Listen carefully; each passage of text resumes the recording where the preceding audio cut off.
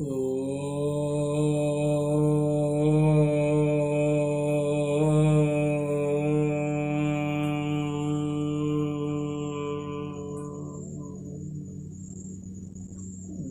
धाम channel के सभी सदस्यों को मेरा सादर नमस्ते।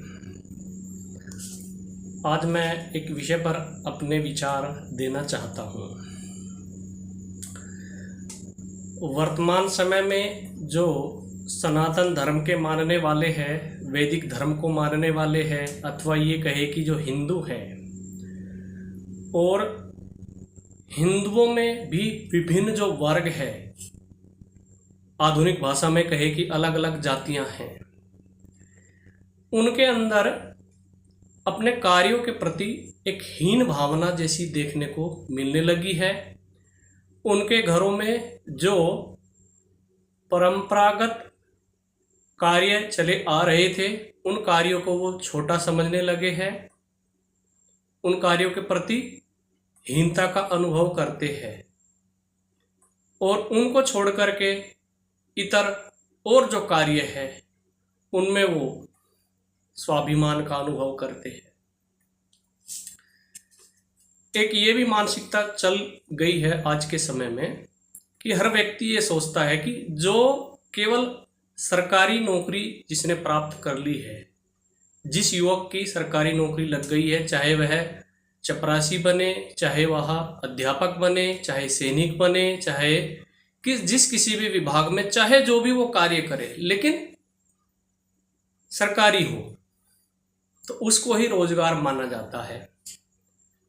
जो सरकारी नौकरी नहीं करता है उसको बेरोजगार की श्रेणी में रखने की एक मानसिकता चल पड़ी है, जबकि ऐसा नहीं है। इस प्रकार की हमारी परंपराएं पुराने समय में भी नहीं थी। अब यदि हम तुलना करके देखें कि पिछले 100-150 वर्षों में भारत में अधिक गरीबी थी, अथवा तो जो हमारा स्वर्णिम काल था, जिस समय में भारत को सोने की चिड़िया कहा जाता था, जो हमारा वैदिक काल था, उस समय गरीबी थी, तो इतिहास का अध्ययन करने पर पता चलेगा कि उस समय भारत में हर प्रकार की संपन्नता थी, हर प्रकार से समृद्ध भारत था। और पिछले 150-200 सालों में वो संपन्नता, वो समृद्धि नहीं है। तो उसके पीछे एक कारण ये भी है कि हमारी जो पारंपरिक जीवन पद्धति थी उसमें धीरे धीरे परिवर्तन आता चला गया, और परिवर्तन आते आते अब उस परंपरा को, पारंपरिक जो व्यवसाय हमारे होते थे, आज के समय में तो हीन भावना की दृष्टि से देखना शुरू कर दिया, बल्कि छोड़ दिया। एक समय था कुछ लोग लकड़ी का कार्य करते थे, लकड़ी से फर्नीचर आदि बनाते थे जिनको बढ़ई कहा जाता था। कुछ लोग लोहे का कार्य करते थे, लोहे के सामान बनाते थे, लोहे के बर्तन आदि बनाते थे, अथवा तो लोहे से कृषि यंत्र आदि जो भी जीवन के उपयोगी साधन हैं उनको बनाते थे। उन्होंने लोहे का कार्य छोड़ दिया, उनको लोहार कहा जाता था। कुछ लोग ऐसे थे जो पारंपरिक कपड़े धोने का कार्य करते थे, अर्थात कोई विशेष सामूहिक किसी का कार्य होता था, जैसे विवाह शादी या कोई कार्यक्रम या कोई उत्सव, अथवा तो कोई बड़े परिवार के व्यक्ति होते थे, उनके दूसरे कार्य इतने अधिक होते थे कि वे स्वयं अपने कपड़े भी नहीं धो पाते थे। और कुछ कपड़े ऐसे होते थे बिछाने के, ओढ़ने के, वो जिसके वे होते थे उनको अच्छी प्रकार से धो नहीं पाता थे, तो उनको धोने का कार्य जो करते थे उनको धोबी कहते थे। ऐसे ही जो सोने का कार्य करते थे उनको स्वर्णकार कहा जाता था, वे सोने के आभूषण बनाते थे। जो मिट्टी से बर्तन बनाने का कार्य करते थे, मिट्टी के बर्तन बड़े ही उपयोगी हमारे जीवन में थे। स्वास्थ्यवर्धक थे, तो उनको जो है कुम्हार कहा जाता था। ऐसे ही जो पशुओं का चर्म उतार करके उनसे जूते चप्पल आदि बनाने का कार्य करते थे, उनको चर्मकार कहा जाता था। इस प्रकार से विभिन्न वर्ग हमारे सनातन समाज में थे। कोई बाल काटने का कार्य करते थे, उसको नाई कहा जाता था, और कोई खेती का कार्य करते थे, उनको किसान कहा जाता था। कोई व्यापार का कार्य करते थे, उनको व्यापारी कहा जाता था। कोई सैनिक होते थे, देश की रक्षा करते थे, उनको क्षत्रिय कहा जाता था। कोई पढ़ाने का कार्य करते थे, सबको शिक्षा देने का कार्य करते थे, उनको ब्राह्मण अध्यापक कहा जाता था। तो ये एक सुदृढ़ हमारी जीवन प्रणाली थी, जीवन व्यवस्था थी। एक कार्य परंपरा वाला दूसरी कार्य परंपरा वाले का सहयोगी बन करके एक दूसरे को मजबूत बनाते थे। जैसे कि कोई किसान होता था, किसान के पास गेहूं होते थे, मक्का होती थी, चना होता था, हर प्रकार की दाल होती थी, और गन्ने आदि के द्वारा गुड़ का निर्माण करते थे, खांड मीठा आदि बनाते थे, पशुओं के लिए चारा होता था। तो ये सारी चीज़ें एक किसान के पास होती थी। किसान बदले में अनाज, मक्का आदि, गुड़, तो जो भी उसके पास अन्न अथवा जो भी वस्तुएं घास इत्यादि होती थी, हर परंपरा के वर्ग के व्यक्ति को वह देता था। और उसके बदले में जैसे उसने लोहार से लोहे का कार्य कराया तो लोहार को अनाज दिया, लोहार को पशुओं का चारा दिया, उसके पास गुड़ हुआ तो गुड़ दिया, दाल दिया, जो भी उसके पास होता। ऐसे ही बढ़ई को भी देता था और बढ़ई से बढ़ई का कार्य कराता था, नाई से बाल कटाने का कार्य होता था। सब एक दूसरे का ऐसे ही सहयोग सहायता करते थे। कोई बढ़ई होता था और वो लकड़ी का कार्य किसी नाई का करता तो नाई उसके बाल काटता था। ऐसी कोई धोबी होता था, वो किसी कुम्हार के कपड़े धोता था तो कुम्हार उसको जो है मिट्टी के बर्तन देता था। तो वस्तुओं का परस्पर आदान प्रदान करके सबकी जीवन शैली जो है बड़ी सुखी थी, बड़ी समृद्ध थी। किसी प्रकार का कोई अभाव नहीं था, किसी प्रकार की कोई कमी नहीं थी। वैसे वर्तमान समय में भी ये सब कार्य बंद नहीं हुए हैं, बस उसकी एक पहचान अलग प्रकार से प्रस्तुत की जा रही है। जो सैलून का कार्य करते हैं उनको नाई बोलते थे, अभी भी सैलून का कार्य होता है, तो उसको किसी प्रकार की कोई कमी थोड़ी ना होती है बाल काटने में। 100-150 रुपये ले लेता है, 200-250 तक भी होंगे किसी बड़े नगर में, 300 तक भी। तो दिन भर वो खूब कमाई कर सकता है एक नाई जो बाल काटने का कार्य करेगा, जिसको सैलून आज के समय में कहते हैं। ऐसे जो मिट्टी के बर्तन बनाएगा तो खूब पर्याप्त मात्रा में वो मिट्टी के बर्तन की अधिक कीमत में बेच करके पर्याप्त मात्रा में अपना आय का स्रोत जो है वो प्राप्त कर लेगा। ऐसे कपड़े वाला, उसको जुलाहा बोलते थे। तो ये सारी चीज़ें है, लेकिन इन चीज़ों को जो परंपरा से आ रहा था करते हुए एक हीन दृष्टि से आज के समय में देखा जाने लगा है। ये सब भी तो रोजगार ही है, ये सब भी तो आय के साधन ही है। एक बाल काटने वाला यदि महीना में 50,000 कमाता है तो एक सैनिक से तो वो अच्छा है आय की दृष्टि से, यदि सैनिक को 30,000 ही मिलते हैं। एक बर्तन बनाने वाला 50,000 के बर्तन बेच देता है बचत के, तो एक सैनिक से तो वो अच्छा है, भले ही एक सरकारी नौकरी पर सेना का कार्य करने वाला हो। तो ये जो अपने परंपरागत कार्य है उनको पुनः अपनाना चाहिए। विशेष रूप से सनातन की जो अलग अलग वर्ग की जो जातियां हैं, नाई ने अपना कार्य छोड़ दिया, किसान अपने कार्य को हीन मानता है, बढ़ई अपने कार्य को हीन मानता है, कुम्हार अपने कार्य को हीन मानता है। जो भी जिस परंपरा का कार्य करते हुए आ रहे थे उस कार्य को हीन मान करके दूसरे कार्यों में लगने का प्रयास करते हैं, अथवा तो कुछ करते ही नहीं है, बेरोजगारी का रोना रोते रहते हैं, सरकार के ऊपर जो है अनायास आरोप लगाते रहते हैं कि सरकार रोजगार नहीं दे रही है।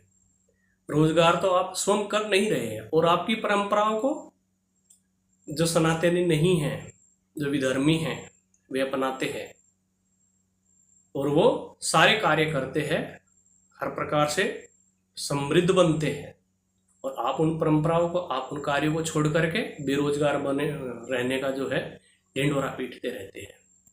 सबके लिए सरकारी नौकरी कभी भी किसी भी समय में संभव नहीं है। बेरोजगारी तो आप लोगों ने खुद उत्पन्न की है, क्योंकि एक आर्थिक जो व्यवस्था है उसका एक चक्र चलता है।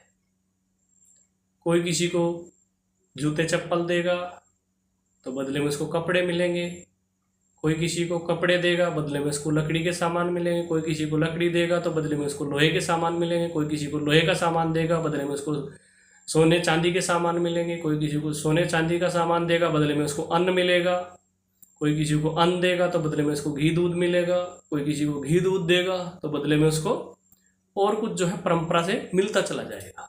सब व्यक्ति जो है केवल एक ही कार्य नहीं कर सकते, सबको अलग अलग कार्य करना होता है। तो वो देख लेना चाहिए किस कार्य में जो है कम व्यक्ति है उस कार्य को करना शुरू कर देना चाहिए, नहीं तो कोई भी कार्य करो। तो मुख्य बात है सारी चीज़ों की आवश्यकता पड़ती है, कपड़ों की भी आवश्यकता रहती है, लोहे की भी आवश्यकता रहती है, लकड़ी की भी आवश्यकता रहती है, अन्न की भी आवश्यकता रहती है, सब्जी की भी आवश्यकता रहती है, दूध की भी आवश्यकता रहती है, फल की भी आवश्यकता रहती है, मकान की भी आवश्यकता रहती है। मकान बनाने वाला उसका भी अपना एक वर्ग है। तो हर चीज़ की आवश्यकता होती है, इसलिए अपने आप को वर्तमान समय के युवक बेरोजगार ना समझें, कोई भी एक कार्य अपनाए और अपनी जो सनातन परंपरा है, जो अपनी वैदिक परंपरा है, उसका निर्वाह करें।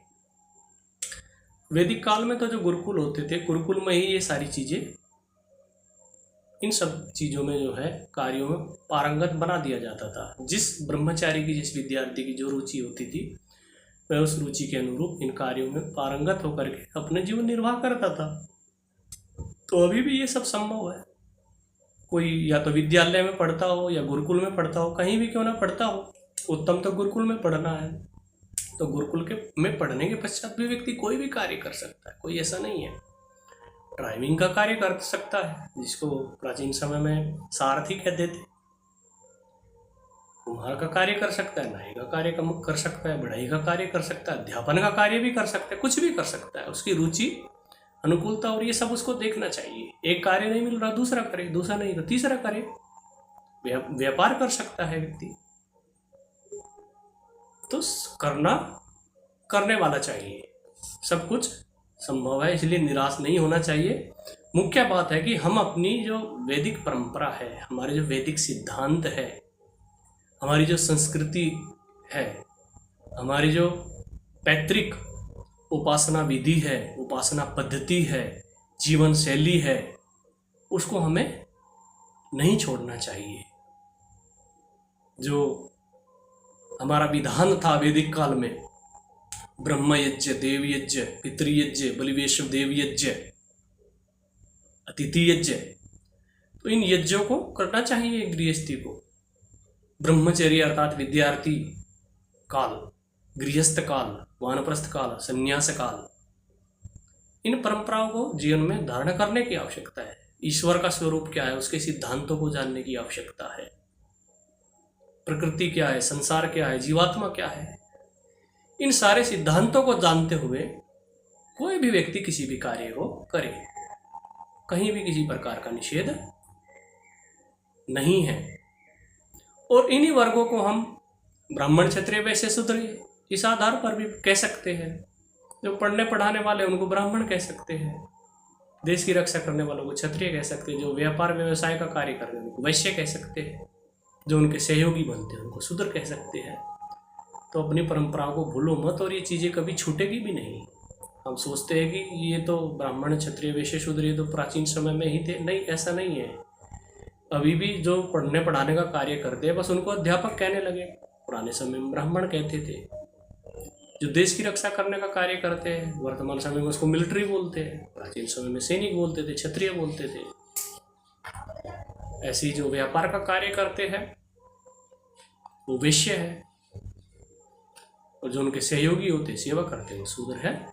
तो मेरा इस विषय में सभी युवाओं के लिए सुझाव है कि आप निराश ना होवे, कोई भी एक काम करो जीवन में। और देखो, अरबपति खरबपति बनना कोई ज़रूरी नहीं है। ज़रूरी है मुझे मेरा परिवार चलाने के लिए, मेरा जीवन निर्वाह करने के लिए कितने धन की आवश्यकता है, उस आवश्यकता के अनुरूप पुरुषार्थ करें, खाना पीना कपड़े घर अच्छी प्रकार सारी चीज़ें हो जाए और वेदानुकूल मेरा जीवन जो है चलता रहे। इन भावनाओं के साथ अपनी परंपराओं से जुड़े, इन चीज़ों को ना छोड़े। तो सभी से मेरा निवेदन है, प्रार्थना है, अपने सनातन को मजबूत बनाएं। अपने जो पारंपरिक कार्य हैं उनको कृपया ना छोड़े, उनमें किसी प्रकार की कोई कमी नहीं है। हर कार्य अपने आप में महत्वपूर्ण है, हर कार्य अपने आप में बड़ा है, कोई हीन भावना वाली बात ही नहीं है। ये जितने भी कार्य है, चाहे लकड़ी का बढ़ई का कार्य हो, नाई का कार्य हो, कुम्हार का कार्य हो, चमार का कार्य हो, धोबी का कार्य हो, मिस्त्री का कार्य हो, सफाई का कार्य हो, कोई भी कार्य अपने आप में छोटा और हीन नहीं है। छोटा हीन एक षड्यंत्र के तहत इस प्रकार की मानसिकता हमारे सामने उपस्थित की गई और इन कार्यों को छोटा बताने का प्रयास किया गया। ये सब के सब कार्य बड़े हैं, अपने आप में बड़े हैं। केवल हमारी रुचि के ऊपर निर्भर करता है, हमारी रुचि किस काम में है। इसलिए अपनी रुचि देखें और उन कार्यों को अपनाएं। कोई भी किसी भी कार्य को करते हुए अपनी परंपरा को, अपने समाज को, अपने सनातन को, अपने धर्म को मजबूत बनाएं, शक्तिशाली बनाएं, समृद्ध बनाएं। और जो षड्यंत्रकारी विधर्मी जो भी है या विदेशी, उनके इस षड्यंत्र से बच करके पुनः उस परंपरा को अपनाएं जो हमारे पूर्वजों की थी, जिस परंपरा के कारण से हमारा स्वर्णिम काल था। वो स्वर्णिम काल फिर जो है वापस आ सकता है। इन्हीं शब्दों के साथ अब विराम। ओम।